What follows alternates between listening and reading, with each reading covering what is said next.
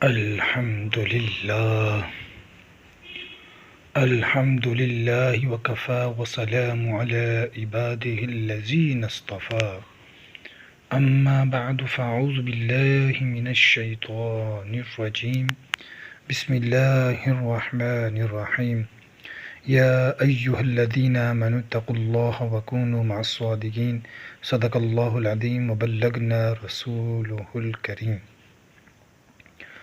معزز سامعین کرام، السلام علیکم ورحمۃ اللہ وبرکاتہ۔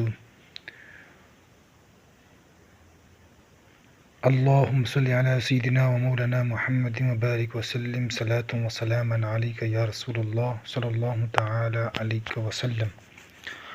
اللہ تبارک و تعالی ارشاد فرماتا ہے، یا ایہا الذین آمنوا اتقوا اللہ وکونوا مع الصادقین۔ سورہ توبہ آیت نمبر 119۔ اے ایمان والو، اللہ سے ڈرو اور سچوں کے ساتھ ہو۔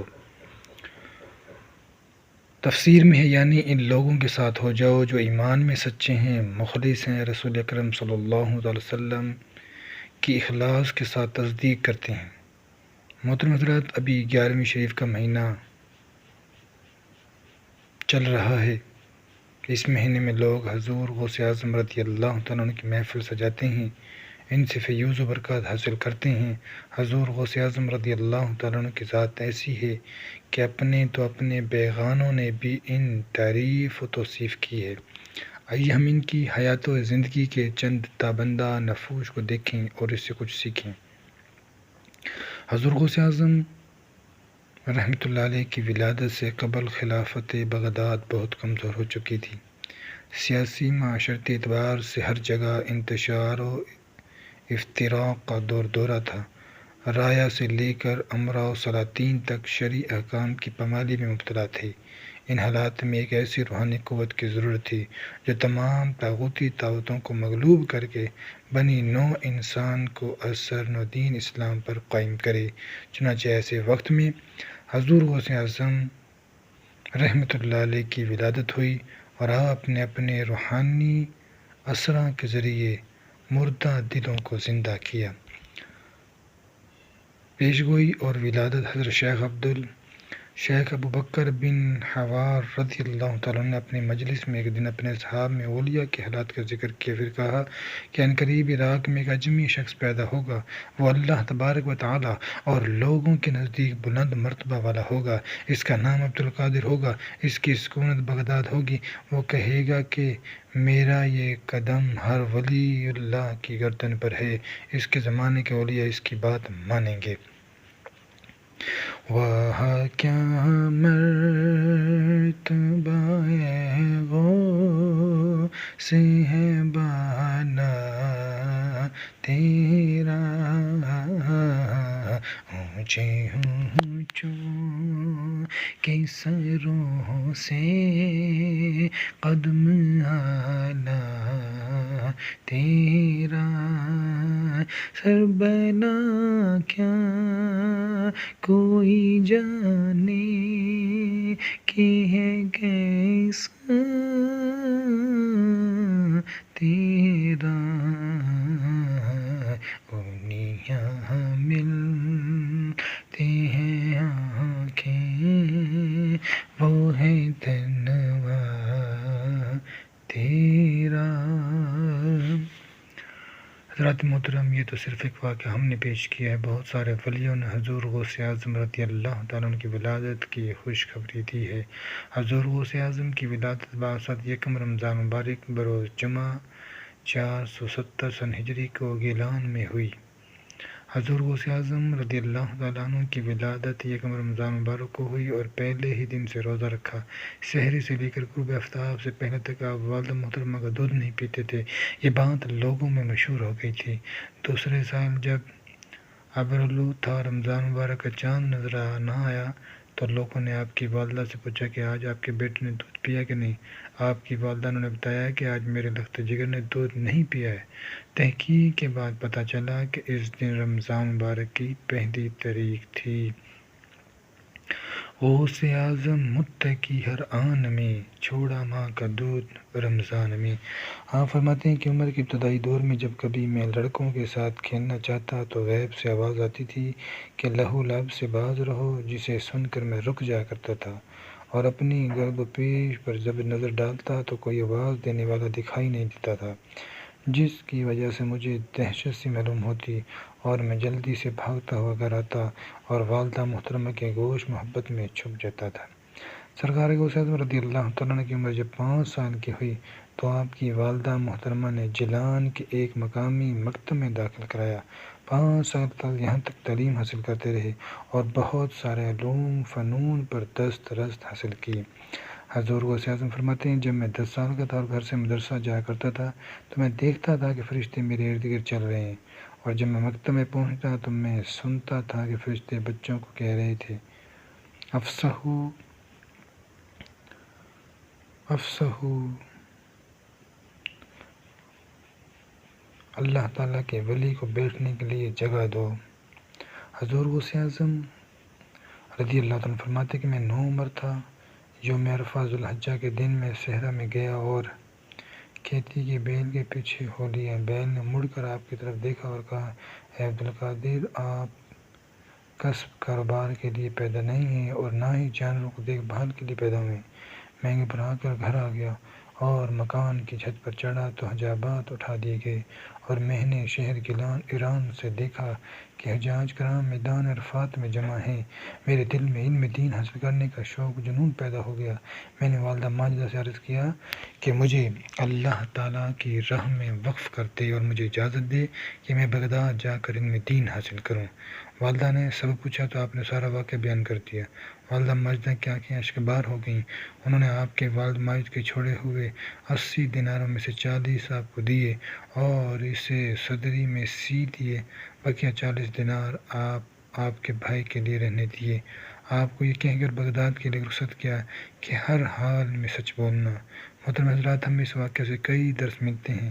ایک تو یہ کہ آپ نے علم دین حاصل کرنے کے لیے ماں اور گھر بار کو چھوڑا، کیونکہ علم دین کی اہمیت کا انداز حضور غوث اعظم رضی اللہ عنہ کو بخوبی معلوم تھا، لیکن آج ہم اور آپ علم دین حاصل کرنے سے دور ہیں، اپنے بچوں کو اسلامی تعلیمات سے دور کر رہے ہیں۔ ہمیں چاہیے کہ لہٰذا کہ اپنی اولادوں کو عصری علوم کے ساتھ ساتھ دین علوم بھی سکھائیں۔ دوسرا یہ آپ کی والدہ محترمہ کے پاس 80 دینار تھے جسے آپ کے والد ماجد نے اپنے دونوں بھائیوں کے لیے چھوڑا تھا۔ آپ کی والدہ نے تقسیم میں برابری کی اور دونوں کو نصف نصف دیا، کسی کی حق تلفی نہیں کی۔ تیسرا یہ کہ آپ کو رخصت کرتے ہوئے یہ کہا گیا کہ ہمیشہ سچ بولنا۔ آج تو معاملہ ہی برعکس ہے، اس لیے ہمیں اپنے بزرگوں کی تعلیمات سے سیکھنے کی ضرورت ہے۔ درود شریف اللہم صلی علی سیدنا مولانا محمد بارک وسلم وسلم علیہ۔ جب حضور غوث اعظم کو والدہ ماجدہ کی طرف سے اجازت مل گئی تو آپ اس قافلے کے ساتھ شامل ہو گئے جو بغداد کی طرف جا رہا تھا۔ اس سفر میں ایک واقعہ پیش آیا جو بہت ہی مشہور ہے، وہ یہ کہ جب قافلہ ہمدان سے گزرا تو ڈاکوؤں نے سارے قافلے کو لوٹ لیا۔ اس درمیان کچھ ڈاکو حضور غوث پاک کے پاس بھی پہنچے اور ان سے دریافت کیا کہ تمہارے پاس بھی کچھ ہے؟ آپ کو اپنی والدہ کی نصیحت تھی کہ بیٹا ہمیشہ سچ بولنا۔ چنانچہ آپ نے ڈاکوؤں کو سچ بتایا کہ ہاں میرے پاس بھی 40 دینار ہے۔ ڈاکو سمجھے یہ بچہ مذاق کر رہا ہے، سب یہی سمجھ کر آگے بڑھ گئے۔ جب سارے ڈاکو سردار کے پاس جمع ہوئے اور یہ بات نکلی تو سردار نے آپ کو بلایا۔ آپ نے اس کے سامنے بھی یہی جواب دیا کہ میرے پاس 40 دینار ہیں۔ اس نے پوچھا کہ آخر تم نے سچ کیوں کہا؟ جھوٹ بول کر اپنے دینار کو بچا سکتے تھے۔ حضور غوث اعظم رضی اللہ عنہ نے کیا خوب فرمایا، میری والدہ نے مجھے یہ کہہ کر روانہ کیا تھا بیٹا ہمیشہ سچ بولنا، لہٰذا میں نے جو عہد دان سے کیا تھا اسے پورا کیا ہے۔ یہ الفاظ نہیں تھے، حق صداقت کے ترکش سے نکلا ہوا تیر تھا جو احمد بدوی کے سینے میں پیوست ہو گیا۔ یہ سن کر ڈاکوؤں کا سردار احمد بدوی رو پڑا اور کہنے لگا اے بچے، تم نے اپنی ماں کے عہد کا اتنا پاس لحاظ رکھا افسوس مجھ پر کتنے سالوں سے اپنے خالق کا عہد توڑ رہا ہوں۔ بے اختیار وہ آپ کے قدموں میں گر پڑا اور صدق کے دل سے توبہ کی، ساتھ ہی سارے ڈاکوؤں نے بھی توبہ کی، اس کے بعد سارے لوگوں کا مال واپس کر دیا۔ میرے بزرگوں اور دوستوں، یہ تھی سچ کی برکت۔ آپ 488 سن ہجری میں 18 سال کی عمر میں بغداد پہنچے اور تحصیل علم میں مشغول ہو گئے۔ پہلے قرأت سیکھی، اس کے بعد علم فقہ، حدیث اور تصوف کا علم حاصل کیا، نیز عملی طور پر ریاضت مجاہدہ کے دشوار گزار مراحل طے کیے۔ آپ نے وعظ و تبلیغ کا سلسلہ 561 ہجری 112 سے شروع کیا اور درس و تدریس کا آغاز 528 ہجری 1134 سے شروع کر کے وصال تک جاری رکھا۔ اس طرح آپ نے 40 سال تک تبلیغ اور 33 سال تک تدریس اور افتاء کے فرائض انجام دیے۔ سرکار غوث اعظم رضی اللہ تعالیٰ نے جب درس و تدریس کا سلسلہ شروع کیا تو آپ کے پاس طلب علم کے لیے علماء، صلحاء اور فقہاء کی بھیڑ جمع ہو گئی، اور دور دراز سے بھی طالبان علوم نبویہ کے آپ کی بارگاہ میں حاضر ہوئے اور اپنے علمی تشنگی بجھانے لگے۔ حضرت گرامی حضور غوث اعظم رضی اللہ تعالیٰ مشکل سے مشکل مسئلے کا حل فوراً عنایت فرما دیتے۔ جب یہ سوال حضور غوث اعظم کی بارگاہ میں آیا تو آپ نے فوراً اس کا جواب تحریر فرمایا کہ وہ شخص مکہ معظمہ جائے، اس کے لیے خانہ کعبہ کو خالی کرا دیا جائے اور وہ تنہا 7 چکر طواف کرے۔ اس وقت اس عبادت میں کوئی دوسرا اس کے ساتھ نہ شریک ہو۔ سوال کرنے والا جواب ملتے ہی ایک رات بھی بغداد نہ رہا اور اسی دن مکہ معظمہ کے لیے روانہ ہو گیا۔ حضور غوث اعظم ہفتے میں 3 دن خطابت فرماتے، جمعے کی صبح، منگل کی شام اور اتوار کی صبح۔ حضور غوث اعظم فرماتے ہیں کہ ابتدا مجھ پر وعظ تقریر کا اس قدر غلبہ ہوتا کہ خاموش رہنا میری طاقت سے باہر ہو جاتا۔ میری مجلس میں 2 یا 3 آدمی سننے والے ہوتے، مگر میں نے سلسلہ کلام جاری رکھا۔ پھر لوگوں کا ہجوم اس قدر بڑھا کہ جنگ تنگ ہو گئی۔ پھر عیدگاہ میں خطاب شروع کیا، پھر وہ بھی ناکافی ہوئی تو شہر سے باہر کھلے میدان میں اجتماع ہونے لگا اور ایک مجلس میں 70,000 کے قریب سامعین جمع ہونے لگے۔ جب آپ کرسی خطابت پر تشریف فرما ہوتے تو مختلف علوم فنون میں گفتگو فرماتے اور ہیبت اتنی ہوتی کہ مجمع پر سناٹا سا چھا جاتا۔ پھر اچانک فرماتے، قال ختم ہوا، اور اب آپ حال کی طرف متوجہ ہوتے۔ یہ سنتے ہی سامعین کی حالت میں عظیم انقلاب رونما ہوتا، کوئی بقا میں مصروف ہوتا، کوئی مرگ مسلم کی طرف تڑپتا رہتا، کسی پر وجد کی کیفیت طاری ہوتی اور کوئی کپڑے پھاڑ کر جنگل کی راہ لیتا۔ کچھ ایسے بھی ہوتے جن پر شوق اور ہیبت کا اس قدر غلبہ ہوتا کہ طاہر روح قفس انصری سے بھی پرواز کر جاتا۔ غرض یہ کہ حاضرین سامعین میں سے کوئی بھی متاثر ہوئے بغیر نہ رہتا۔ حضور غوث اعظم رضی اللہ عنہ نے ایک دن دوران وعظ فرمایا کہ مجھے رسول اللہ صلی اللہ علیہ وسلم کی زیارت ہوئی۔ انہوں نے فرمایا، بیٹے تم خطاب کیوں نہیں کرتے؟ عرض کیا، میں اجمی ہوں، بغداد کی فضا کے سامنے لب کشائی کیسے کروں؟ حضور نے مجھے 7 مرتبہ لابدام عطا فرمایا اور ارشاد فرمایا، لوگوں سے خطاب کرو اور انہیں حکمت و موعظہ حسنہ سے اپنے رب کی طرف بلاؤ۔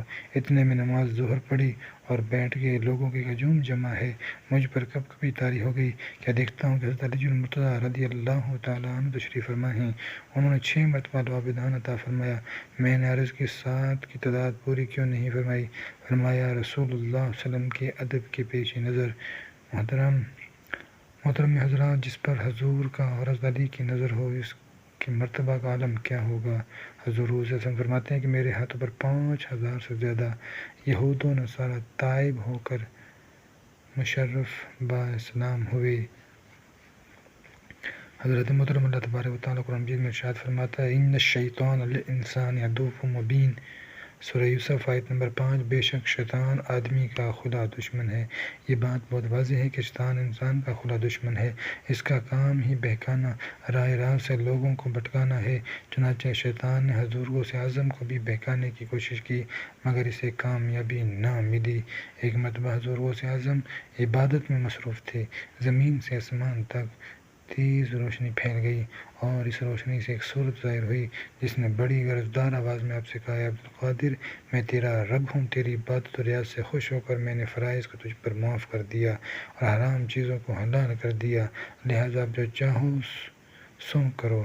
آپ نے لا حول پڑھا اور وہ روشنی غائب ہو گئی اور اندھیرا پھیل گیا اور وہ شکل جو ظاہر ہوئی تھی دعا بن گئی۔ پھر اس سے آواز آئی، عبدالقادر، تیرے علم نے تجھے بچا لیا۔ جاتے جاتے شیطان کا آپ پر آخری وار تھا۔ آپ نے فرمایا، مردود، علم نے نہیں بلکہ مجھے مولا تعالیٰ کی رحمت نے بچا لیا ہے۔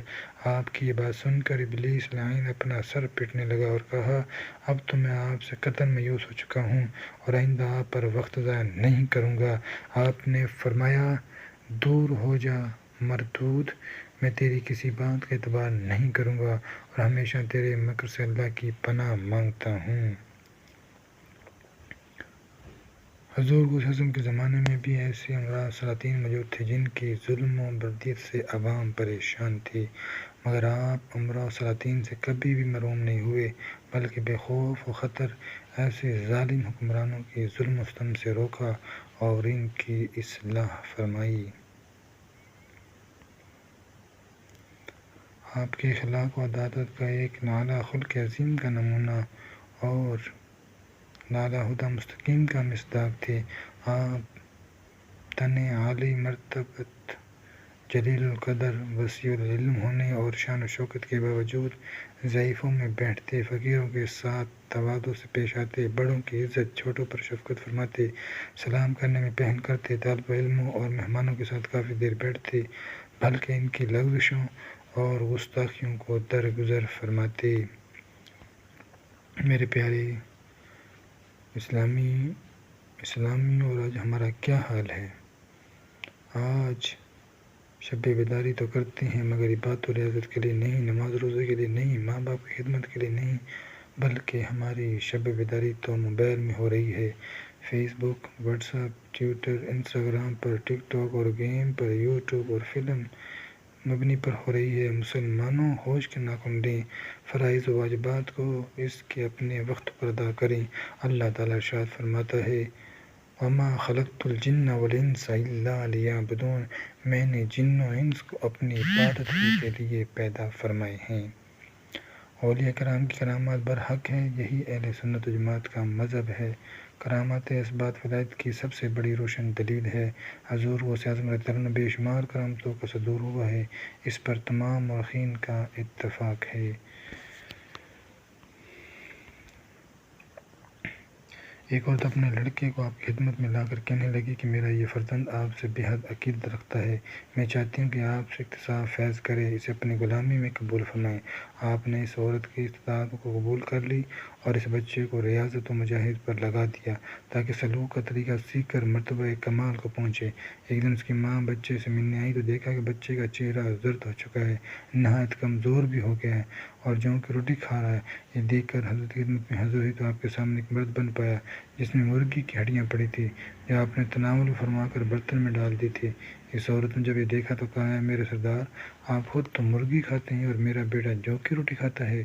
یہ سن کر آپ نے اپنا دست مبارک ان ہڈیوں پر رکھا اور فرمایا، قومی بِإِذْنِ اللَّہِ، اللہ تعالیٰ کے حکم سے کھڑی ہو جا جو بسیدہ ہڈیوں کو زندہ کرے گا۔